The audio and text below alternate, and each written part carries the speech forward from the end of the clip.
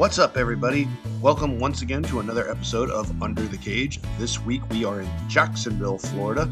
We are going to be sitting down with UFC and NFL veteran Austen Lane.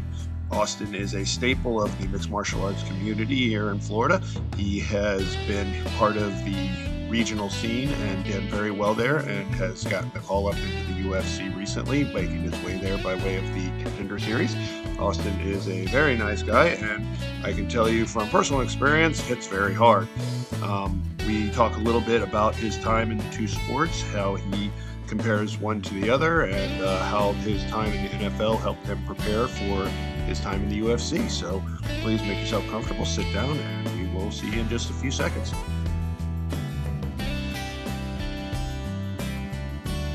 A big thanks to Elevate MMA in Jacksonville Beach, Florida, for letting us use the space for the interview.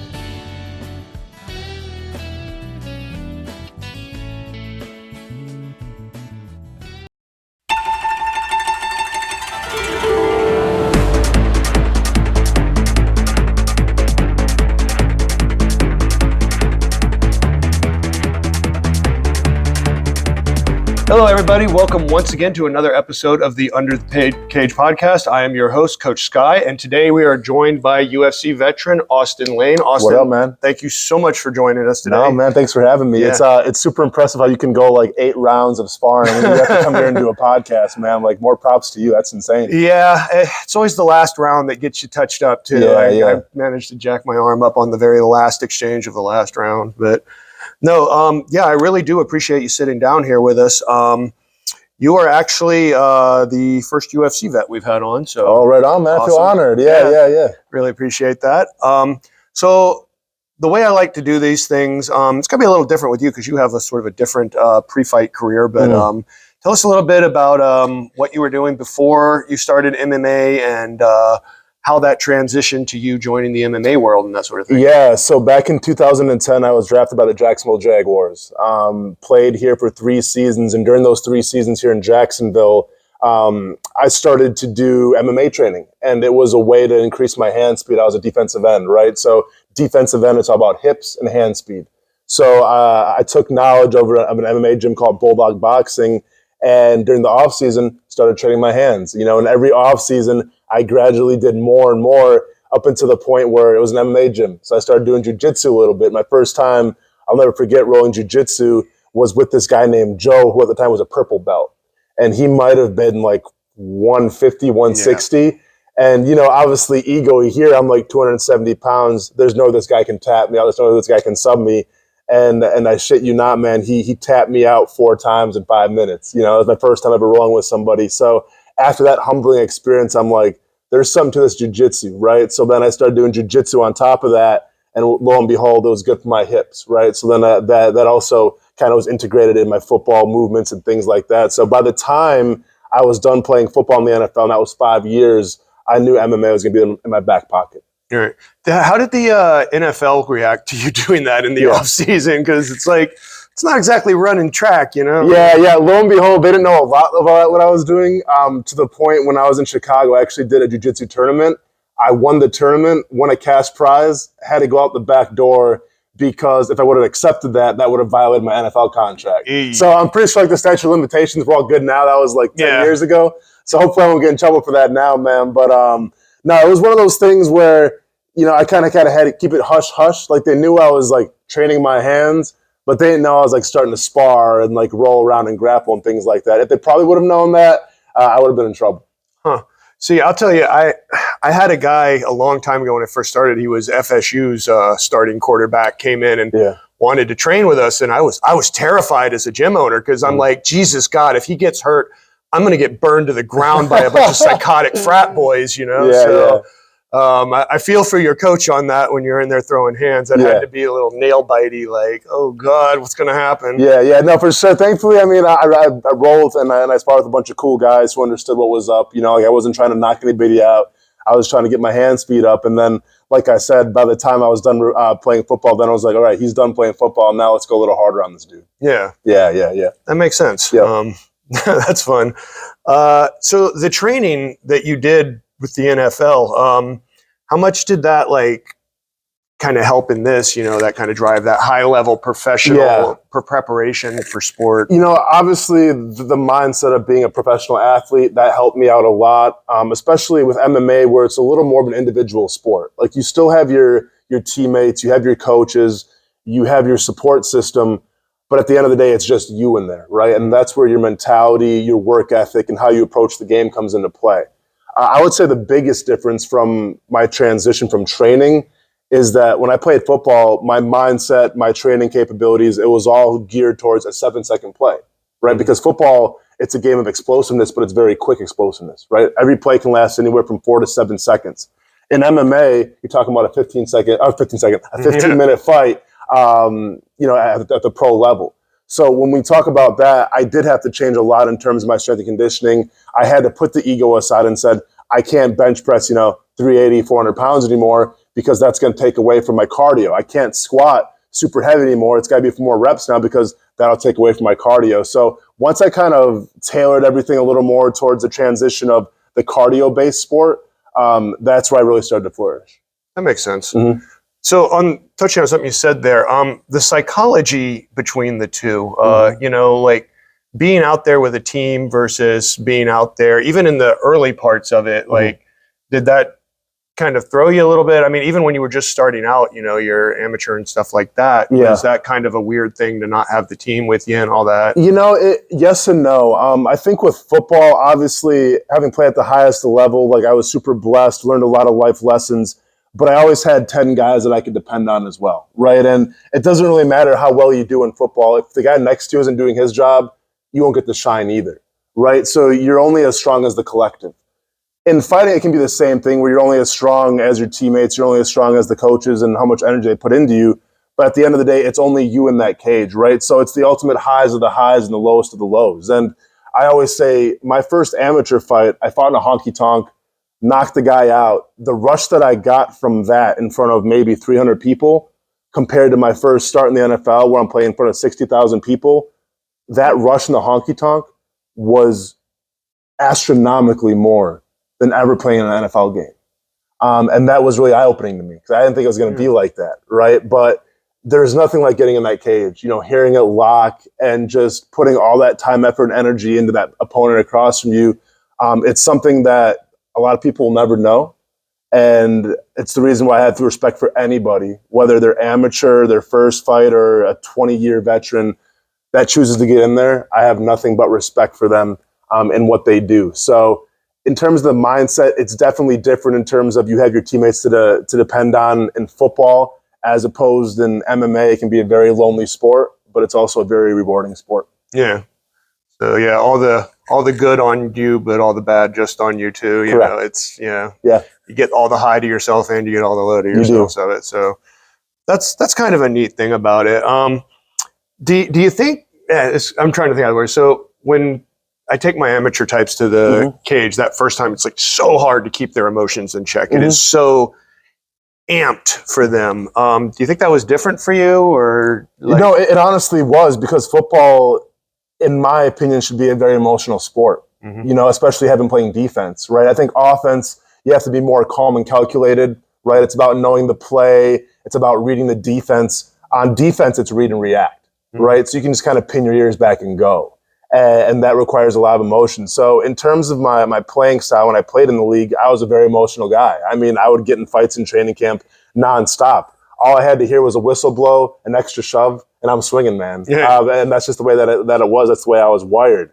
So I did have to control some of that once I got to MMA. My first couple amateur fights, I was able to just get by with my athleticism and my power, and I could still bring some of that emotion into the cage. But now it's more controlled chaos, right? Like you can't be so lackadaisical and calm that you don't have that dog within you. But at the same time, if you have too much of that dog in you from the get-go, you exhaust wasted energy. You start feeling tired. You have an adrenaline dump. So it's about finding that balance between the threshold of I'm going to F you up and all right, let's just flow. Let's be calm. Let's be collected. Yeah, F you up at the right moment. At the right moment, yeah. You gotta let it out when the right time. Correct. Like, bing. Okay, now we go. Yeah. Yeah, that makes sense. So when you were before you started fighting, I'm assuming you watched MMA and stuff course. like that. Yeah. Who were the guys that kind of stuck out to you then? Well, I grew up, so I must have been in third or fourth grade, and my grandmother went to a garage sale and got a VHS tape, and that was UFC 1, and brought it back to my house. And I remember watching with my stepdad. I had no idea what happened in UFC 1. My stepdad knew. And it was Ken Shamrock versus, Hoist Gracie. Yeah. And, you see Shamrock jacked to the gills, right? 200 and something pounds. And you see this scrawny Hoist Gracie come out in his gi. And I remember my stepdad turned to me, he's like, "Hey, Aus, who do you think's going to win this fight?" I'm like, "Oh, Ken Shamrock all day, man. How could he not? Like, look at this dude." And I remember watching this previous fight, like he's knocking fools out. There's no way this 160-pound guy, zero motion in this gi, in this karate uniform, as I called it at the time, could get the job done. And lo and behold, he did. I think it was an arm bar, if I'm not mistaken. So there, it really opened my eyes in terms of mastering your craft, right? Mastering your discipline, being so enthralled and lost in the art that, it doesn't matter how you present yourself, what you look like, you're a trained assassin. And then that's what I got from UFC 1. Now, obviously, growing up, then I was like the sideshows of the Brock Lesnar's, right? The Frank Mir's and everything. But, growing up to me, it was Anderson Silva, because I always felt like he was the true mixed martial artist. He was the true guy that could put it all together, jiu-jitsu, striking, Muay Thai, clinching, things like that. That, at that time when he first came out, was something we had never seen before. And that's what I respect about this sport, that it's always evolving. And I remember watching Anderson Silva thinking, like, this is different. This is new. This is unseen before. And that, to me, was kind of like the moment where it's like, man, there's something to this. Yeah, that was weird, too, because Anderson showed up in the UFC. He wasn't exactly Anderson when he was in fight. No. His first couple of fights, like he was going to stand out, oh my God. And Chonin caught him with that, and then suddenly, for whatever reason, in the UFC, he really found his stride, man. It was a trip. And it's funny how you talk about that Gracie thing, man, like how one fight can just change your whole perspective. Like, I got into all this stuff because I watched Frank Mir take out Tank Abbott. That's the only way I know when I started, is I'm like, I don't know when that fight happened, because the next day I was like, okay, the big redneck guy who looks like everyone that used to kick my ass growing up got tore up by the guy who at the time was much smaller. So same kind of thing. Let's see here. So when you got through your pro stuff, or you finished your amateur, you went on to your pro stuff. I saw a few of those at Combat Night and stuff over the years. You got that call up to the UFC. Had you been talking to them even beforehand? Just kind of one of those things where they were like, get these fights and we'll... Yeah. They were interested with me, because the thing about the UFC, it's also not just your abilities, but your story as well. I think the fact that I was a former NFL player definitely put me on the radar. Obviously, they were intrigued by me. So we knew that they were interested, but you still have to put those fights together. You still have to put the wins together. And I felt like I eventually earned my shot with the UFC, and like, I don't think it was ever given to me, which I appreciate. I took a little more of a longer road, turned down some more offers that were a lot more lucrative, but it was always my goal to get to the UFC. In my opinion, the UFC is the elite. It's the top echelon of combat sports. And when I first started that, my first day as an amateur, that was the goal from day one. So I knew, like, once I would get a lot of callers from different organizations, the UFC was only promotion for me. Yeah. Yeah, and you've developed a lot over the years, too, since those early days at Combat Night. Just between that and your more recent fights, even the ones that didn't go your way, you looked really, really sharp. And honestly, just the last time I was in here, we sparred about a year ago to today when we sparred. Like, you're a completely different fighter. Like, you've really been making the leaps and bounds that... I appreciate that. Yeah, to me, it really came down to investing more in the basics once again. I think with my athleticism and my background, I have an edge over a lot of people, right? So I can move. I do have that power, things like that. But what gets it done is the basics, and especially at heavyweight, which I've learned the hard way a couple of times. All it takes is one shot. If you're a 135er, you can make a couple mistakes here or there. You get caught in the chin, maybe your eye gets cut open a little bit, but you still live to fight another round. With heavyweight, you make one mistake and that can be it. So to me, I had to take that upon myself and think, all right, it's not like football where it's play next play. You make a mistake, you make a good play, whatever the case may be, you play next play. That's not fighting, man. You make one mistake, it's over. If you make a good play, it's over in your favor. So, yeah, I mean, I think what you saw today from sparring me is more of a guy who's a lot more patient, who's trying to find his openings, using feints a little more, and obviously not putting myself in high-risk situations. Yeah, I would agree with that. Heavyweight seems more of a sniper's game than a machine gun game. Yeah. That one bullet changes it more than bantamweight. Yeah. How did the UFC compare to your time with the NFL? Like, as far as the show, the promotion, all that stuff, is that kind of a samey different-y, or? Oh no, it's drastically different. And not to knock the UFC or anything, but obviously with the NFL, like, you don't got to pay for your flights. You know, you're not paying for your hotel. All your food's covered. I mean, the NFL, you're talking about a multi-billion-dollar industry, right? And now it's becoming a global sport. Like, there's a reason why the Super Bowl is the most popular thing to watch in the United States, right? I mean, football is king with all due respect to MMA, especially in this country. So in football and the NFL, man, you get taken care of very well. Not to say the UFC doesn't do that, but, you know, you have to make your way for your own food.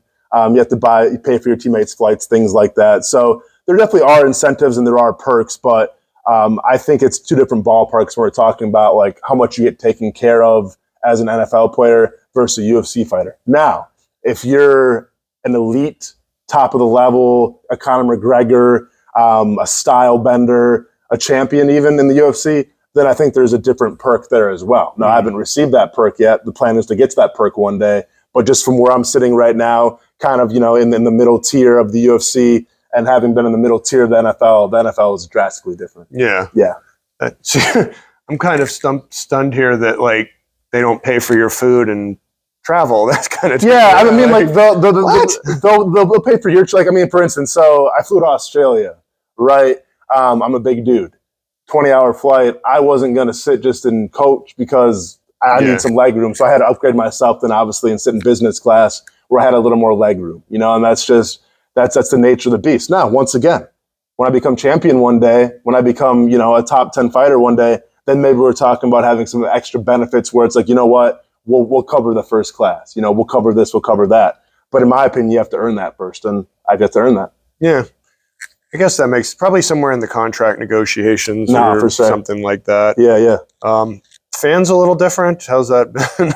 No, honestly, I mean, the fandoms, it's the same. You know, when I was playing football, Twitter and social media was in its infancy. So, like, if you messed up on a play, you'd hear it every once in a while, but nothing major. I mean, nowadays, you mess up on a play, you cost your team the game, or you lose a fight, you cost someone a lot of money. People will let you know about it, right? So, I honestly think that the fans are comparable, but I will say this. When I played football and people would be like, why'd you do this? Why'd you do that? It was coming from a place where these people probably played some high school football, maybe Pop Warner football. They have some sort of experience. When we talk about stepping in a cage and fighting somebody and someone having an opinion, I have a hard time believing that all these people that are quote unquote experts that you see on TikTok all the time have actually been in a cage, have actually been in a fight, you know, have even been in like a schoolyard fight. So when we're talking about that, man, that's the biggest difference to me is, at least in football, I feel like people have some sort of experience and some sort of baseline how to state their claims. I feel like a lot of people in MMA, and maybe you train it, so maybe you have some sort of recollection, but a lot of these people, a lot of these casuals, if you will, have never been in a cage, have never been in a fight, and have zero idea what it takes to even step in there in the first place. Yeah, half the internet ones haven't even been to a live fight to yell stupid crap from the crowd. So they're, I don't know, it's something, there's something weirdly psychological about that. I think I talked with Mike Lee about this a little bit. It's just, for some reason, people that have no experience in fighting feel they have some inherent expertise in it that I guess you don't see that with other sports. Nobody thinks I played football twice when I was in middle school. I could probably outplay you, but for some reason, a big roided up dude might think like I could take him. And I just think that fighting goes back to like our true primal nature, right? I think it's in everyone's genetic code. I really do. I think the lucky ones recognize that and still carry on and play out that genetic code. I think the unfortunate ones are the ones who never acted on those feelings, who never acted on that. And now I think there's a little bitterness and just like, hey, I'm watching this guy do his thing, having the balls to step in the cage. I wish that I could do that. And I think it's a little more of a jealousy thing than anything. So I think in order to make themselves feel better, to make themselves feel validated, they feel the need to comment, to question, to critique, even though their baselines are totally off. Yeah. Mm-hmm. It's weird. Again, don't see that in any other sport. No. Yeah. So what are your future plans at this point? Do you I'm talking obviously you want to go as far as you can with the UFC, go for the championships and all that. Have you ever thought about what your post-fighting plans are? No, I mean, I've never been one to have a plan B because I'm always focused on the now. I'm always focused on taking care of things I need to take care of. But I'm not naive to the fact of, I can't fight forever, and I understand that. But thankfully, I've had a pretty good run in broadcast journalism. I've been doing sports shows now for the past 5 or 6 years. I've been doing radio shows for the past 4 years. So I'll probably definitely fall back on that when it's my time to walk away. Hopefully that's not until a couple 4 or 5 years or 6 years from now, because my body, my mind, it still feels fantastic. But no, having that sports background, obviously I'll be using that to my advantage and talking sports probably for the rest of my life. Think you'll go with MMA commentator or football commentator? I love to. Hey, why not a little bit of both, right? Yeah. I think it's the more that you can do. I'm sure ESPN would love that, So literally, I feel like the more you can do, the better. I can call MMA, I can call basketball, I can call a lot of things. So whatever they want to have me do, I'll be willing to do. You play basketball? I grew up playing basketball. Yeah, I actually. You'd be a scary guy coming down the court. I had more scholarship offers for basketball than I did for football. Really? Believe it or not, I never liked basketball, man, because I was so aggressive, and then I always get the fouls on me and everything. And nowadays, especially, man, everyone wants to flop and everyone wants to be soft, bro. And it's not my mentality, it's not my style. But I still respect basketball. Yeah. Again, I could see thinking I'm gonna just get out of this, guy. Yeah, you're sprinting down. Yeah. Well, so the way I kind of tend to wrap these things up, or not so much wrap it up because you'll have to be a short story. We still got time. Sure. Usually, if you've been in this sport long enough, some weird stuff has happened to you. And in your case, it could also be NFL stuff. So if you could pick one, maybe 2 stories that really just jump, that are just that weird, crazy, what the hell just happened kind of thing. Yeah. You pick 1 or 2 of those. So how about I give you 1 football and 1 MMA one? Perfect. All right, cool. So my introduction, my welcome to the NFL rookie, as a lot of vets would call that, was actually a fight that I was involved in my 3rd or 4th week of NFL training camp. So as a rookie back in 2010, hazing was still a thing, right? So you got your eyebrows shaved, you got tied to the goalpost, they put baby powder on you. It was a rough couple weeks, You don't see that anymore now. NFL teams have shut that down. How does one tie you to a goalpost exactly? Willingly, I guess, right? Because I really think the alternative would have been even worse. Yeah. So you just kind of go with it. All the rookies get tied to a goalpost and they dump water and baby powder on you, and you got to stay out there for an hour. That's just one of the. It's like a rite of passage, man. I wasn't too feeling a certain way about it. But the one story that sticks out to me about my welcome to the NFL moment is there was a blow-up doll that somebody brought in the locker room.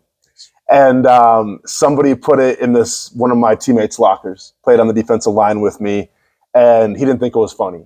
And I knew exactly who put it in there, and he was a veteran, and he was a captain. I'm not going to out him out, but he was a veteran and a captain, and a guy that's been a staple a long time in the Jaguars organization. So my defensive line teammate finds this blow-up doll, and he's pissed. And he's like, "Hey, Austin, you know who did this?" I'm like, "Yeah." He goes, "Who was it?" I'm like, I ain't going to say, man. I'm not going to snitch. And he goes, "Excuse me?" I'm like, "I'm just not going to snitch." He's like, "Well, all right, man. I'll remember this one." Okay, cool. So I'm in the cold tub, just chilling. It's after practice and everything. And the cold tub, it's 40 degrees up to your neck. There's probably 4 or 5 people in there. And this guy who was upset with the blow-up doll in his locker comes in the cold tub and tries to fight me. And when I say tries to fight me, throwing fists, doing everything. Now, a fight's one thing. A fight when you're in the cold tub, 40-degree water, is another thing, right? So we're trying to dunk each other, man, and adrenaline's going through, but there's still that shock of the cold tub. So that was a wild experience. Thankfully, nobody really landed any hard shots or anything like that.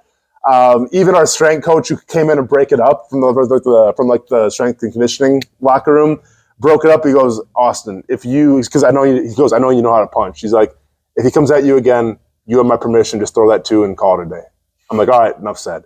So thankfully it didn't escalate to that point, but that was like my welcome to the NFL moment where if it's not enough fighting on the field, now I'm getting a fight in the cold tub in 40-degree water. It was just a nightmare. With your own teammate. Yeah. My MMA story was my welcome to the MMA story. It would have been my second MMA fight I fought at Mavericks here in Jacksonville. It was a honky-tonk. Fought a guy from Titusville. Ended up knocking the dude out in the first round with like 10 minutes to spare. 10 seconds to spare. Knocked him flat, lined him. He was out for a little bit. I get up, hop on the cage. As I'm on the cage, I'm feeling like my foot start to slide. And I look down like, what is happening? Dude's girlfriend tried to take my leg and throw me off the cage. So what she did was she hopped the barricade because she was upset and started to climb up the cage like it was like, Street Fighter or something. And then took my leg and tried to like reverse throw me off the cage. And we have pictures of that too, bro.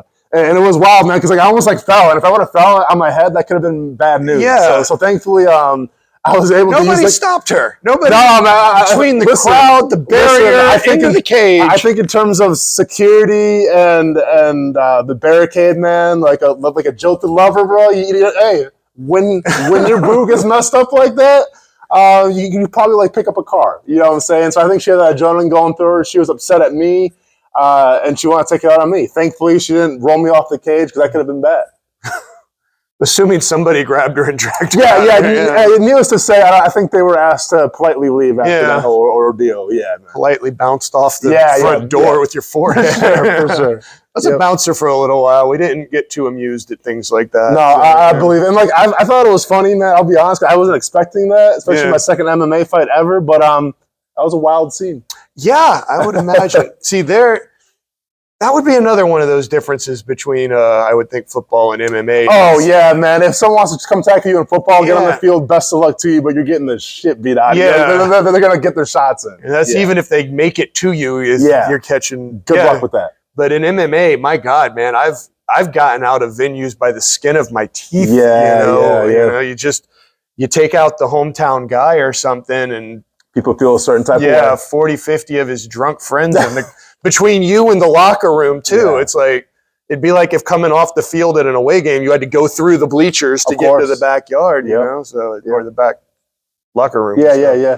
So, well, I appreciate you sitting down with me, man. I appreciate you, man. Yeah, this has been a great interview. Yeah, it's been fantastic, man. Once again, I mean, people don't know this guy went like 7 rounds. I saw him going super hard. I mean, I only got 5 rounds. I mean, I got 5 hard rounds in, but this dude was getting it. And then to sit here and conduct a professional interview like you have, man, it's mad props to you. I would count the round with you as at least 3 rounds. All right, then. So you got about 10 rounds in them, for sure. But if you got any social media you want to...